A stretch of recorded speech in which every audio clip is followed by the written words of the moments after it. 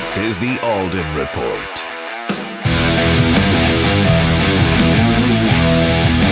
Today's episode is brought to you by FrontRowBenefits.com, connecting consumers and businesses with front row access to the greatest health insurance that the United States has to offer. Visit FrontRowBenefits.com. Folks, listen, if you're like me, if you own a business, if you have a family, or if you're an individual and you're looking for front row access to healthcare, maybe you're tired of your premiums going up. Maybe you don't want to pay those high deductibles anymore. Maybe you're tired of paying more and more for your monthly prescriptions, and you want to make sure that you're getting that VIP access, that front row access, then visit FrontRowBenefits.com and get a free quote. They're connecting consumers and businesses with the top level insurance carriers in the United States at discounted prices. Visit FrontRowBenefits.com. That's FrontRowBenefits.com. This is the Alden Report.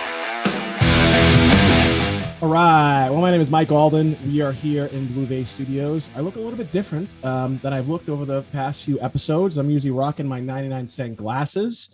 Sometimes I got a hoodie on and a hat on, but this is not one of those types of episodes. I feel like I need to really, step it up a little bit. I didn't put a jacket on, but, I look somewhat presentable. We're going to be talking about a subject that it means a lot to me. And it is something that has affected, my life. And I don't know that my guest even knows this, but let me just start out by saying my stepfather died of AIDS from an overdose. Started out shooting heroin. My mother actually was infected with HIV as a result of him. My father was addicted to cocaine. I lost a brother to an overdose.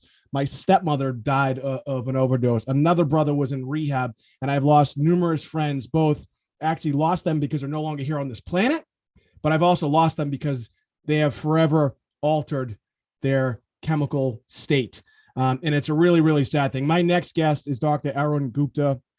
He has been a practicing doctor for over 35 years. He's written a book called The Preventable Epidemic. It's somewhat of a very, very kind of controversial title in and of itself, but he's here today to talk not only about the book, but what you can do. Now, listen, if you have a family member that is suffering right now, if you yourself are suffering right now, or if you have a friend, this is one of those episodes that not only you're going to want to listen to, but you're definitely going to want to pick up the book as well. He's spending his time with us today. He was super busy. We're trying to work out the schedule. The guy's a little in between his practice and now. So please help me welcome Dr. Arun Gupta. Dr. Gupta, thanks so much for being here.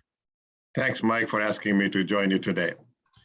So, look, you heard my background a little bit. I know you kind of knew a little bit about that, knew a little bit about those story. And,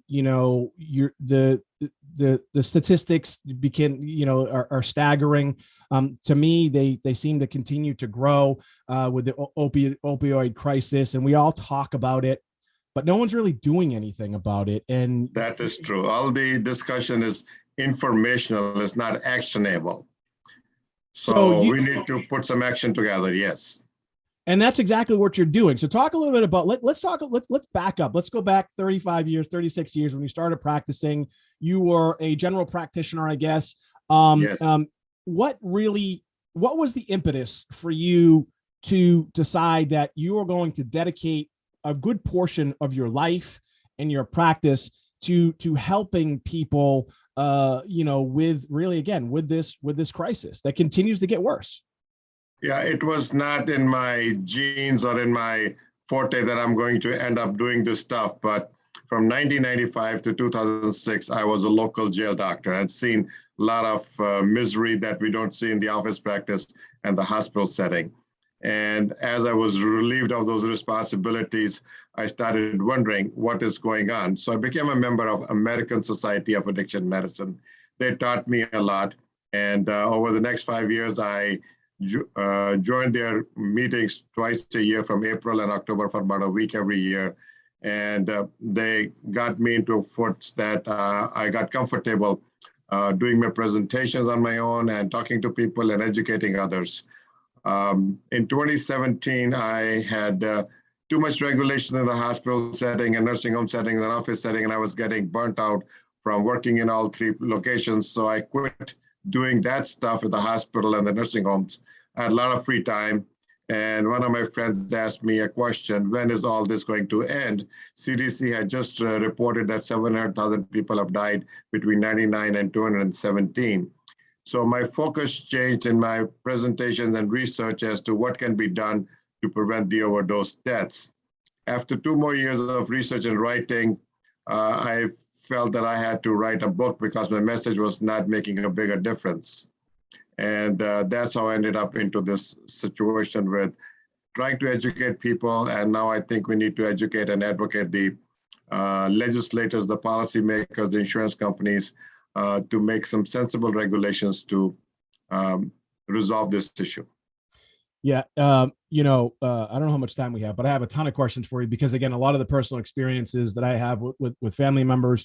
Let me ask you a question about rehabs. I'm using the word rehabs in a kind of a broad sense because I know you have detox centers and then you have rehabilitation centers. Tell me what are the differences, and then also what are the real problems with them just in general? Well, I do not work in that space, but from what I know, there are 14,000 inpatient rehab facilities in America, which probably close to 1 million beds. And anybody who goes in there feels good for a week, 2 weeks, 1 month, whatever they can afford or the insurance affords. But then they need outpatient follow-up with people like me. But we are only 18,000 providers that could cater to less than 5% of the population that is at risk. So we need a lot more of providers that have XT number and experience to treat these people as an outpatient on a longitudinal basis. The detox centers you're talking about, rapid detox, they are relatively dangerous with very short-term benefits, but long-term very risky and not proven effects. So FDA does not like those places, and I don't think they have the success that they promote. Finally, I think in the last actually legislation, which is interesting, the largest drug manufacturers were actually somewhat held accountable, and they hadn't been accountable for years, both civilly and even criminally. But only a few people really faced any sort of criminal charges. Talk a little bit about that in that world and really kind of where a lot of this does stem from. Well, a lot of it stems from the Purdue Pharmaceutical have the ability to circumvent the laws that we guys, the small people, cannot fight, even as doctors. So, you've seen this serial came out, Dope Sick, and I knew before I watched that serial, or it was going to come out, that the test that I took for myself is very, very difficult. After I watched Dope Sick, I think people are fired up and frustrated with how things have happened. But I think my book is going to be a relief and give a way how to salvage this problem. There were several places where there's a government accountability documents, GAO official documents, that came 8-9 years after the original concerns about the Purdue and the OxyContin, but they didn't do anything. Even after the OxyContin and Opana were made abuse-proof, they had more medicine in it, and there was a dispute between FDA and DEA about the real sense of concern, and that made things much worse. But that led to the heroin overdose, and now it's the fentanyl overdose in the last 4 or 5 years that's killing people. We've been hearing about the war on drugs. I think it was Nixon, right, that declared war on drugs. And so what was that, 1970 something, right? Yeah, 16, 17. Yeah, and we're losing. It's the longest war that the United States has ever fought, and it continues to fight. And probably, actually, your book probably even gives the numbers, but we probably lost more than all wars combined. Why are we losing this war? In your book, you address it and talk about again, the title of your book, The Preventable Epidemic. Talk about this war on drugs. Why are we losing it? And what are some of the things that we can do about it? We cannot regulate ourselves out of this mess. We have to have compassionate care, access to care without any limits, regulations, and oversight, so that the physicians don't feel threatened that they're going to lose their license or go to jail. More than 1,000 physicians have been taken out of practice. and face legal consequences taking care of these very tough patients with either chronic pain or addictions. My concern is if FDA did not conduct a study on a given drug about diversion and overdose and death, then the responsibility should not fall on the physician about this diversion and overdose deaths. So, and they're throwing all the responsibility at the physicians in this country, and that is not right. You know, you talk a lot about regulations, and you and I have talked offline. Again, I don't know if I told you about this, but I've been to DC. I've lobbied for bills. I worked in DC as an intern. I'm a lawyer by trade, so I, depending on what side of the table I'm sitting on when I was practicing, I've advocated for different rules and regulations. Look, listen, we're in a world and a country that has laws for a reason and rules and regulations for a reason. But, you talk about just the inordinate amount of rules and regulations that make it almost impossible for you to practice and provide care. Talk a little bit about not only the stressors that you have faced, but other doctors that are really trying to help and their inability really to do the right thing due to regulations. Well, the problem is there are thousands and thousands of regulations that have come with electronic medical records, ICD-10. There were previously existing regulations of how doctors should practice, behave, take care of business. And then when DARA 2000 was passed in the year 2000, trying to improve access to care for patients with addictions for preventing the overdose deaths, instead of improving the educational curriculum in the medical schools, they said any practicing physician could do a course, pass an exam, and apply for an XDA number. And then they put a limit of 30 patients per month. And if they do that for a year successfully, they reapply they can get up to 100 patients per month. But hold on, let me stop you right there. You use the term. I'm not sure. I'm familiar with whatever. So what you use the SD light? I think you said SD. What is that? What is that? XDA number. Okay, what's that? That's a license from the DEA.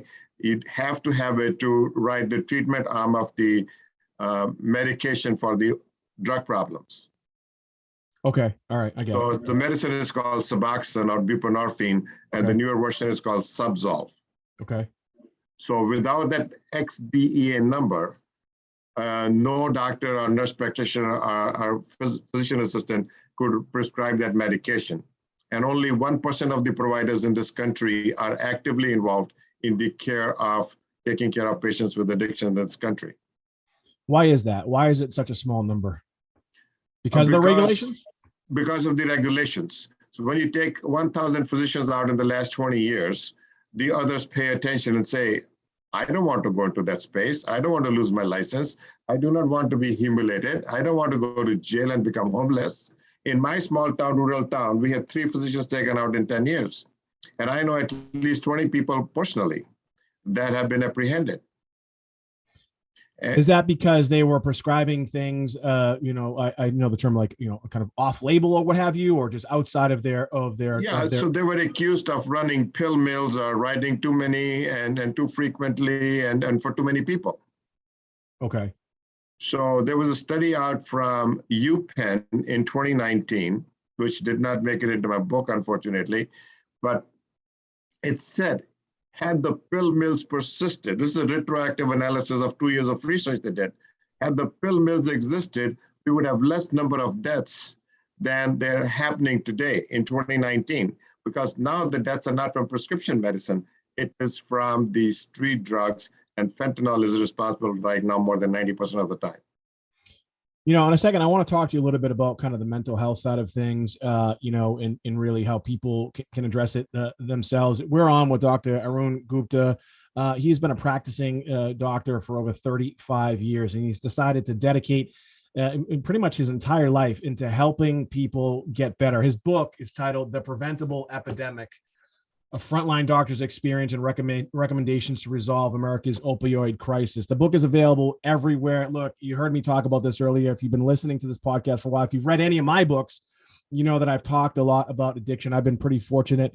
I think I have addictive personality traits, but I've been actually pretty fortunate not to have been addicted to some of these drugs. But I've lost, again, family members and friends. And I think we all have as well. And we're all like, what can we do? We've heard about this war on drugs since Nixon. We're losing the war. No one's doing anything about it. People are doing a lot of talk, but no one's taking a lot of action. Dr. Gupta is taking action, especially with this book. Look, just writing this book is a huge risk for him. And so that's how passionate he is. So if you'd like some more information, go to the Preventable Epidemic book.com. Again, it's the Preventable Epidemic book.com. The book is available everywhere as well. You could just get right on Amazon and pick it up. So, when I try to, I remember talking to my brother Dominic, who passed away, and people would say, Mike, you got to talk to him. You have to get through to him. Like it was my job, right?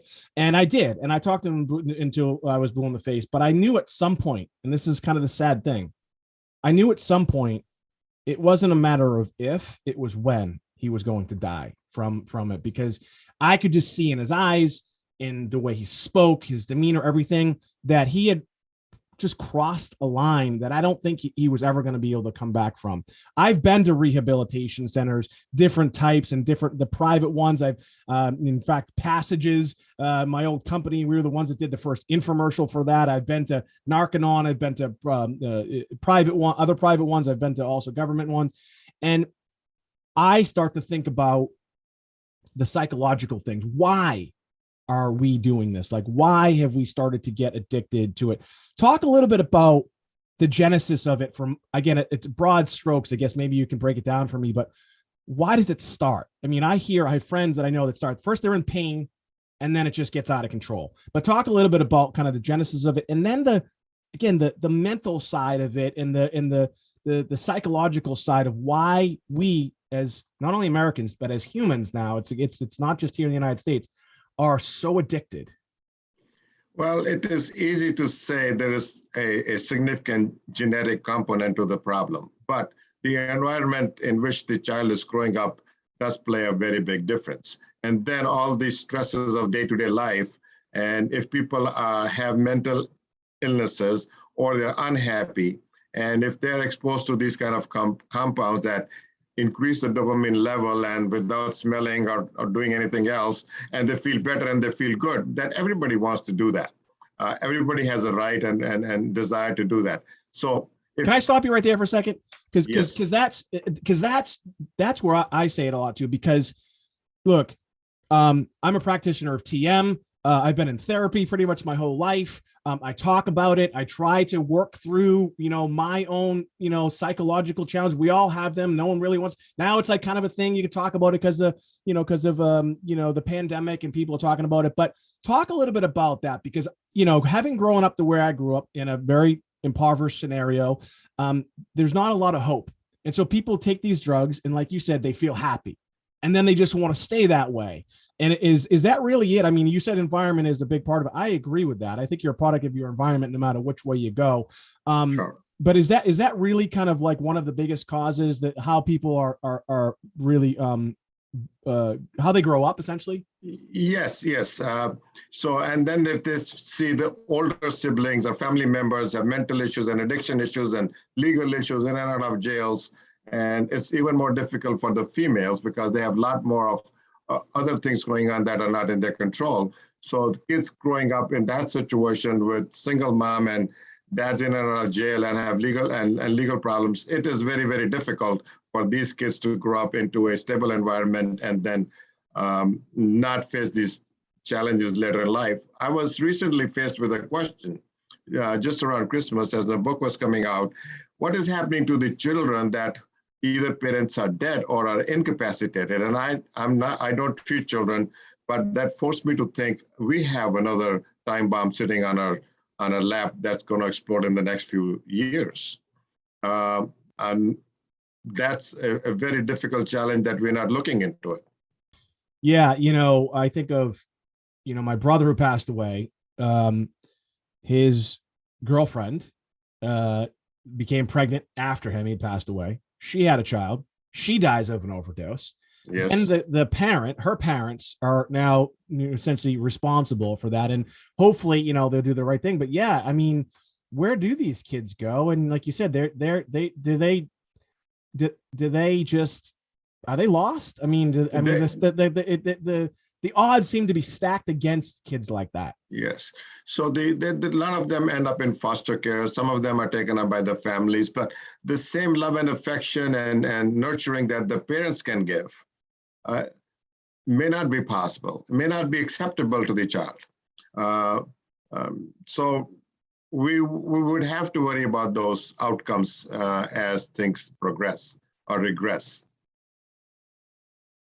Yeah, when I think about children too, you'd mentioned earlier, I think you said genetics. I didn't even mention both of my grandparents are alcoholics. And people talk about a genetic predisposition.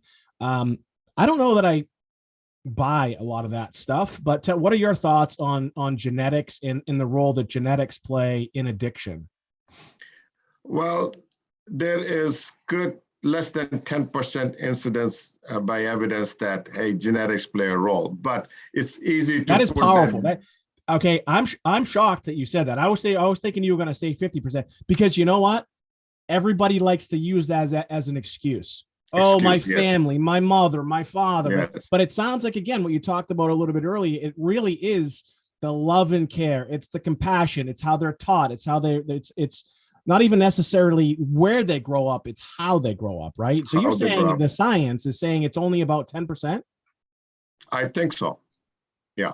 I've read between 6 and 10%, but again, this system tends to overemphasize on the genetic component because we do not have answers for how to fix the environment.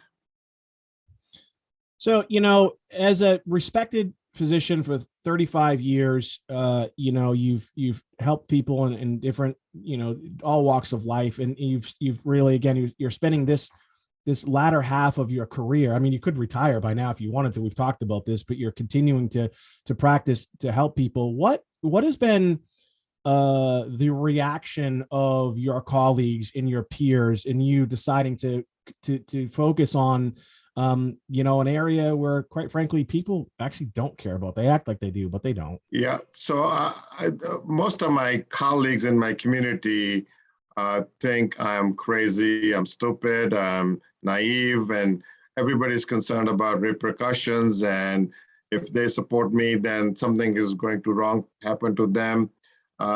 So I wrote this book for the general public in a simpler language, so the general public would understand what's going on, and hopefully it will encourage the medical communities around the country, and we all together collectively wake up, and then we can educate and advocate the government as to how things need to be resolved.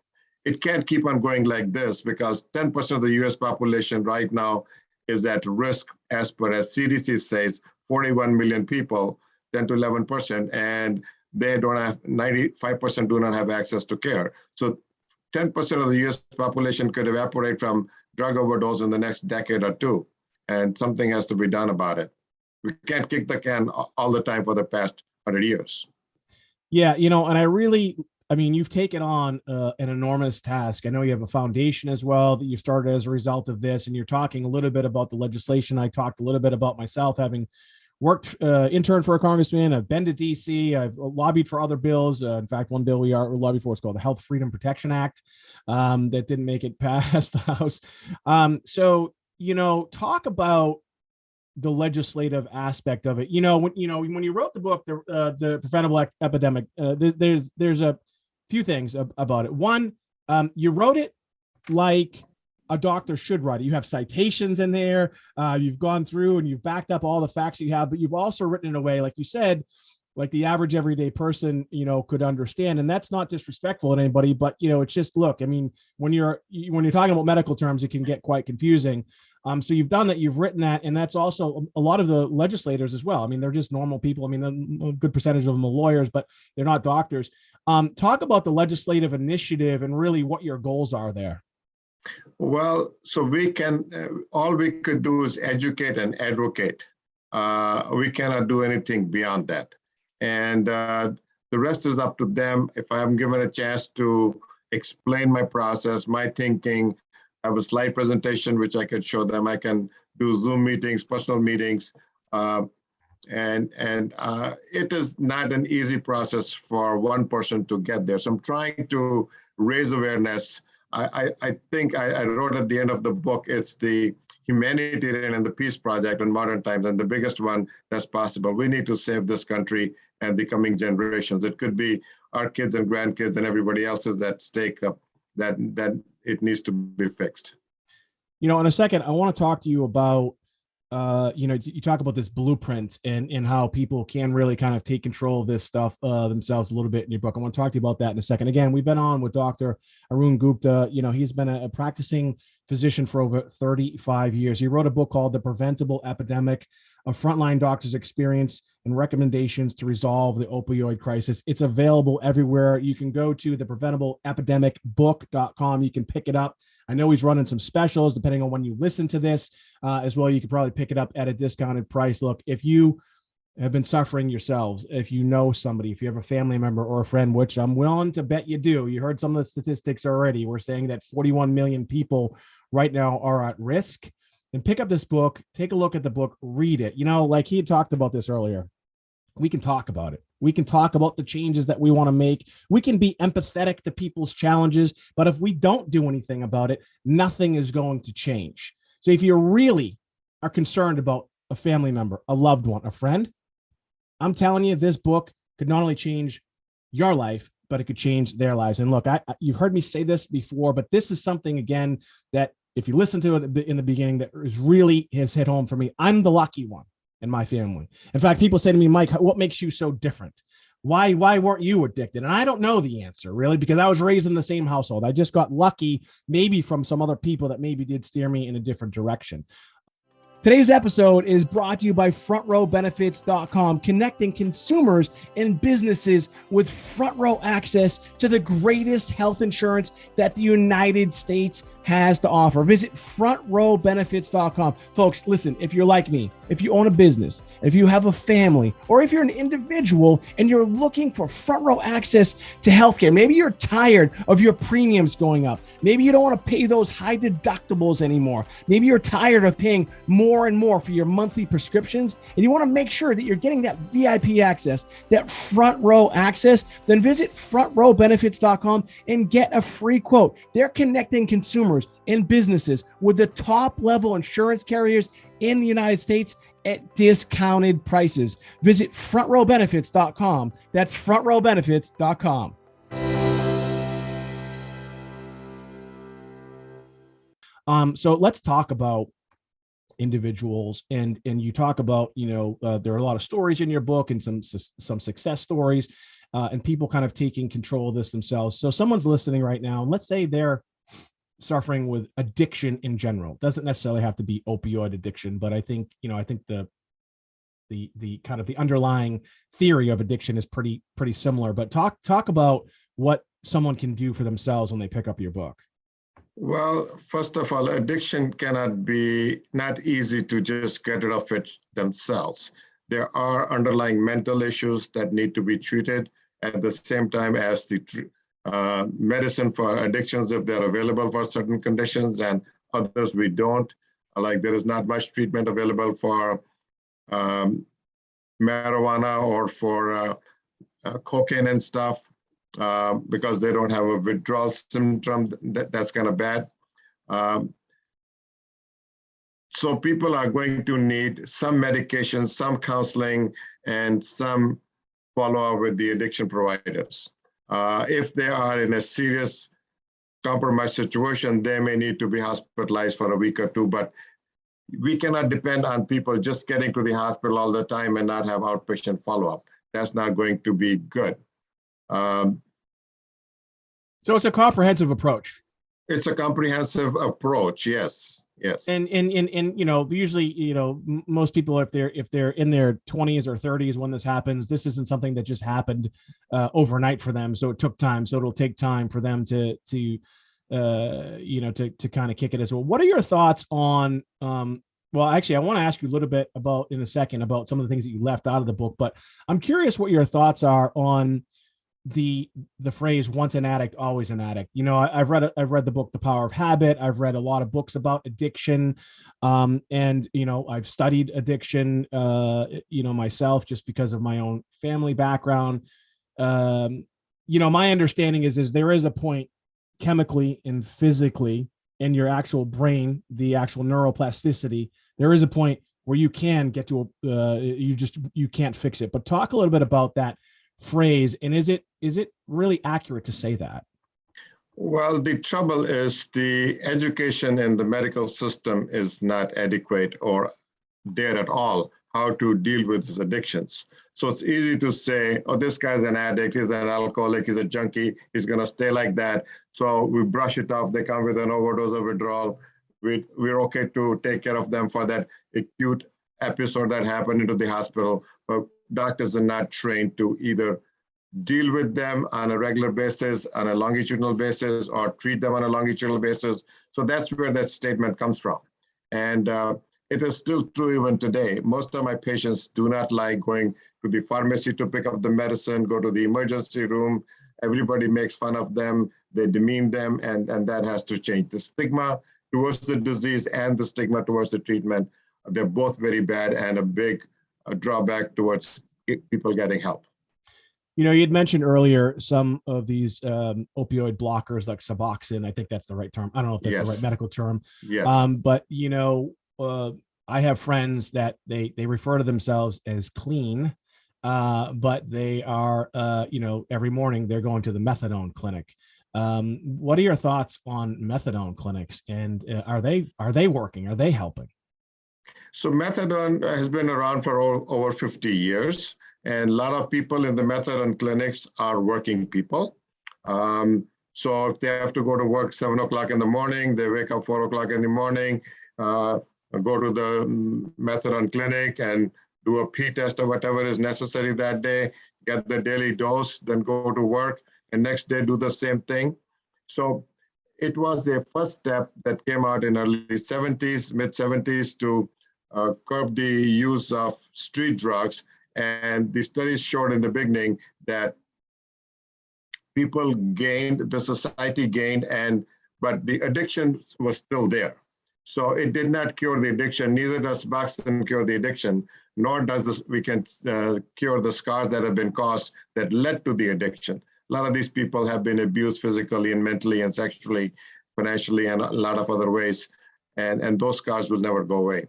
So it is a very, very difficult condition. Very few people understand, and we need to be compassionate and take care of them in a proper way. So, you know, people listening right now or watching on YouTube or what have you, you know, what can they do to help? Let's say they're not, but they, you know, they're compassionate. They want to help.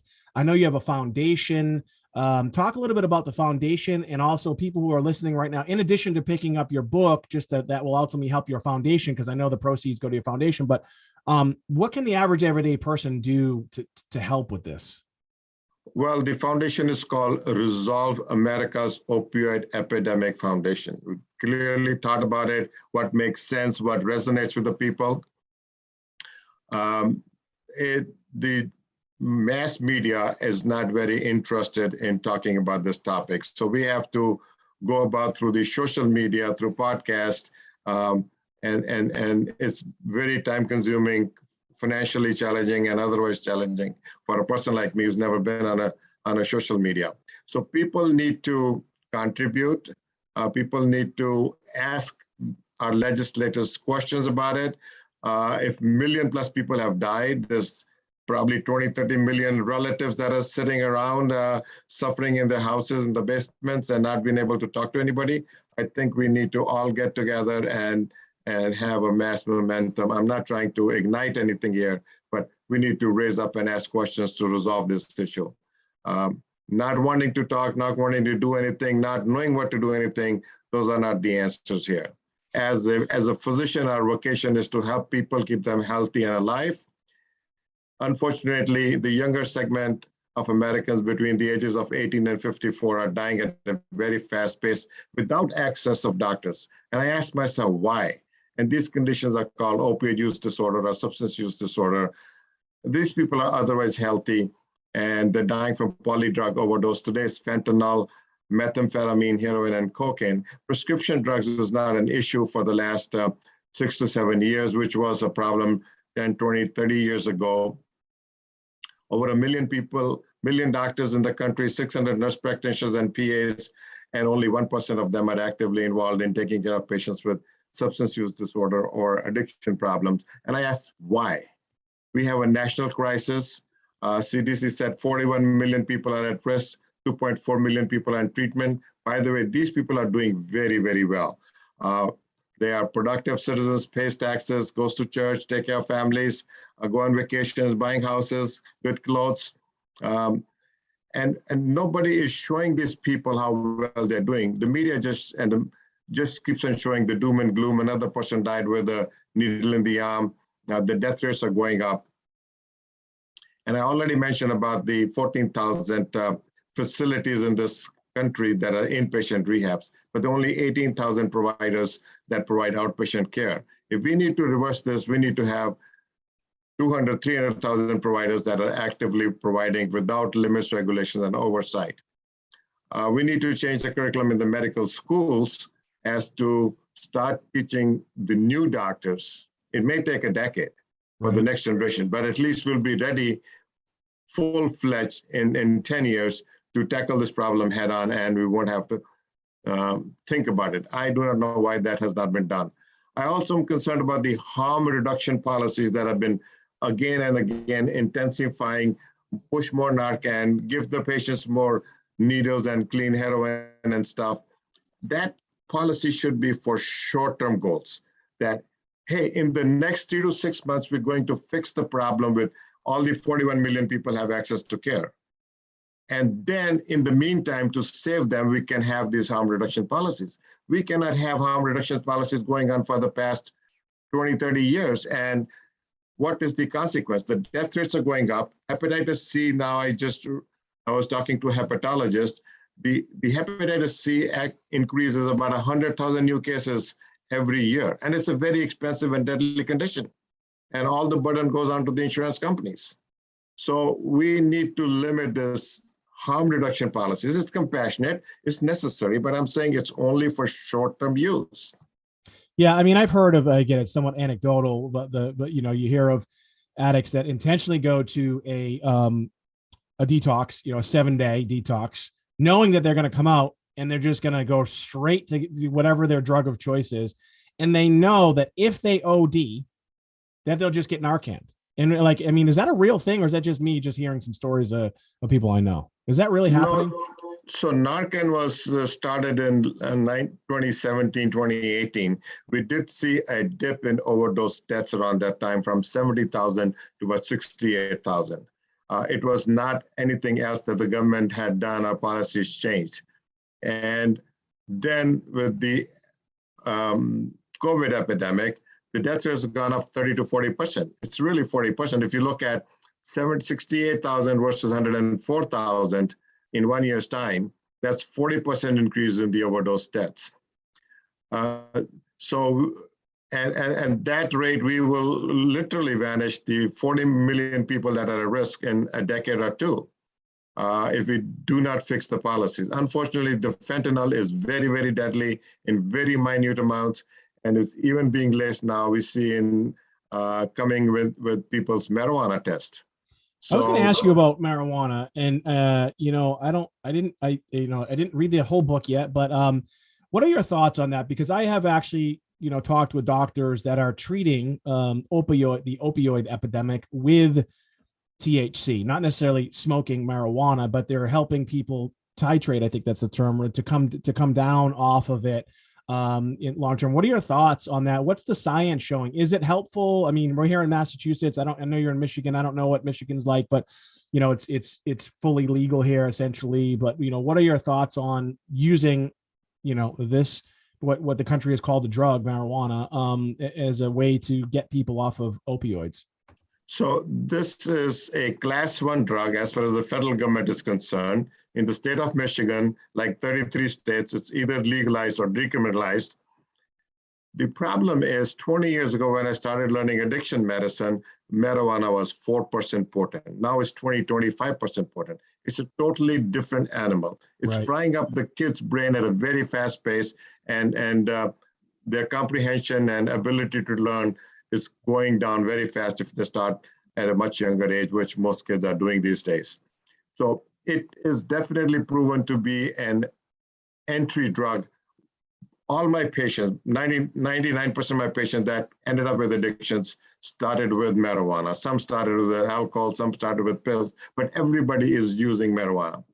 Today's marijuana is not studied from an academic standpoint and research standpoint with other drugs, and there is no proven efficacy that you can stop the heroin or the narcotics and just deal with the marijuana and you will not have any problems. That is not true. Yeah, there, like you said, it's still today, marijuana is still considered a class. What are your thoughts on that? Do you think it should still be in the same category as heroin and cocaine? Well, for the past 3-4 years, the federal government is struggling with the discussion on the fentanyl. Fentanyl is a class 2 drug. Hospitals use in the hospital setting surgeons for a quick surgery and pain relief. We guys used to use fentanyl patches, class 2 drug, for chronic pain because it covers the pain for 72 hours. In 2014, we started seeing fentanyl in the drug test. And at that point, we had no idea about the illegal fentanyl. So we were subconsciously forced, hey, it could be my patient that is doing it, even though the patient is 78 years old and I know the patient is using the patch. So 2-3 years later, around 2016, we started hearing this illegal fentanyl. And 3 years ago, the federal government and the White House and the researchers were struggling to make fentanyl class 1 drug. The researchers said it is not practical to do research on a class 1 drug. So if hundreds and thousands of patients are dying from fentanyl, and that's still a class 2 drug, and people are not dying from marijuana, it doesn't make sense in today's market, in today's circumstances, to keep that as class 1 drug. And what do you think it is? I mean, do you think it's just legislators, just not wanting to get behind a bill or something like that? I mean, I know there's a bunch that are pending, but is that really it? Does one of these, congressmen or senators just not want to put their name, associated or be the, the lead sponsor of these types of bills that would, when we're talking about, decriminalization, we know that, the federal government has essentially done that without really doing it, but is that really what's going on? Like, why can't we just get our shit together with that? It does, like you said, you just said it yourself. People aren't dying from marijuana. I've never smoked marijuana, never smoked a cigarette. But I'm 47 now. Jeez, I can't believe I'm that old. And you know what? I have now tried like CBD and a THC kind of combination, just because of the products that I've sold and been introduced to that. And I've always been anti-marijuana because of what you just said. It's a gateway drug. People don't like it. My father doesn't drink, but he's been smoking pot since he was a kid, so I have my family members like that. So I've always been anti that. And then, I tried like in a CBD THC kind of like gummy or what have you. And I was like, all right, I kind of get it. I'm 44. I was 44 at the time. It's a little bit different. I wasn't 16. What is it like? Is that it? Are congressmen or congresswomen or senators just not willing to get behind it because there still is that stigma to marijuana? Well, money talks. So marijuana business is a big money, and eventually the business end will prevail and medicine and science will fail, I think. Mm-hmm. If double-blind studies are not done with combination of marijuana, THC, and the other drugs, so we do not know if a bad outcome occurs, how much contribution is because the THC was too strong, or if it's laced with other street drugs. So it's a very big legal problem also, but it's an academic and research inadequacy that has not been figured out. There are some conditions where THC and CBD oils could be useful in resistant seizures. People use it for anxiety and depression and chronic pain. And they say, my patients use it and they say they feel better. You talk about, I was looking at, your press kit that you put together. And again, it's remarkable what you're doing. Again, putting yourself out there and spending your own resources to really kind of get the word out and help people. But you mentioned briefly, I was reading it, and there are some things that you've omitted from the book that aren't in the book. What are those things and why did you omit them? Well,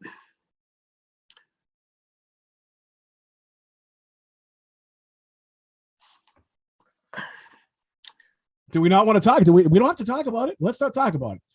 Let's skip it over. I'm going to skip it over. Look, you know what? You already put yourself out there, so I'm not going to put yourself out there anymore. So let's just skip over. All right. So look. I know you're a busy guy. And your schedule is crazy because you are still a practicing physician and you're doing this, try to help people. Before I let you go, do you have any last thoughts for people listening right now that you want to share with them that we haven't already shared? Well, my last thoughts is that we do have some good news. And the good news is from the Data 2000, which allowed doctors like me in practice to do a course, pass an exam, and get an XDEA number that only these doctors can take care of patients with addictions to write medications. So there are only 18,000 providers that are actively involved in this care. But 106,000 do have the necessary credentials. So 90-some thousand are sitting on a sideline. Either they don't have enough resources, knowledge, experience, education, or desire, or they're afraid of the regulations. So we take all the regulations, limits, and oversight out, and all the new 500 regulations that have been passed in the last 20 years to curb the pills and pill mills. These 108,000 providers could take care of 10 to 20 million people overnight. And I think that's the biggest step that we can do to resolve this on a very fast basis. Secondly, physicians tell me the government has not put in any incentives for doctors to jump into this field. And they may have to entice doctors by giving some incentives to counselors, to doctors, to the addiction doctors, whatever it may be, so that they get more interested and less feel that they're going to get into trouble themselves taking care of these people. Yeah, I was going to ask you about that, the incentives, because, it's been going on, whether they're regulated, not regulated, on the side, under the table, over the table, doctors. And you've probably seen it throughout your career, and you've seen doctors go down as a result of it too. But yeah, you're right. I think that is important. Look, we live in a capitalist society. And if you're a doctor and you go through the education that you've done and you're continuing education and all the work that you do, you should be compensated for the work you're doing, especially if you're going to even take risks. So that makes a lot of sense. Listen, I want to thank you for spending the time. As we've talked before, this is something that's important to me. And if you've been listening right now, we've been on with Dr. Arun Gupta. He wrote the book, The Preventable Epidemic. Look, it's available everywhere. You can go to the preventable-epidemic-book.com. You can pick it up right on Amazon. People like to do it there. You go to Barnes & Noble, wherever you like to buy books, the book is available. But also, just visit the preventable-epidemic-book.com. There's a lot more than just the book on there. He talks about his foundation that he started. Look, this guy should be retired right now. You should be on a beach right now, just relaxing. And, I don't know if you have a drink or whatever, but he's not doing that. He spent 35 years of practice. And now he's decided over the past few years, he's really dedicated himself to helping others, to changing, to making a change. And you know what? And a lot of us talk. This guy is taking action. So again, go to the preventable-epidemic-book.com. Again, the preventable-epidemic-book.com. Pick up the book, but also, if you want to help, there's ways you can help. You can donate to his foundation. He gives you certain things you can do as well. Reach out to your, look, you can start at the municipal level. Okay. It doesn't have to be all the way up to Congress, but we got to start somewhere. If we want change, we need to go out and actually make it happen. Dr. Arun Gupta is doing it. This has been another edition of the Alden Report. My name is Mike Alden. That's Dr. Arun Gupta, and we'll see you soon.